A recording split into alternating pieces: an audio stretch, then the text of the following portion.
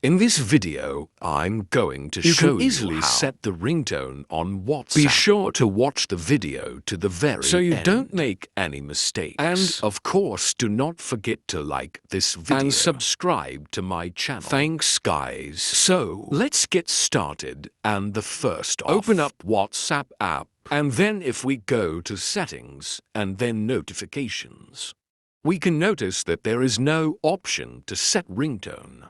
However, we can change message notification sound and group notification sound. We can talk right here where it says sound, or right there, and then we'll be able to choose different sound, or we can talk at none to turn it off. However, if you want to set ringtone, if you want to change it, we need to change the ringtone on our entire device. So we can go to System Settings, then Sounds and Optics Ringtone.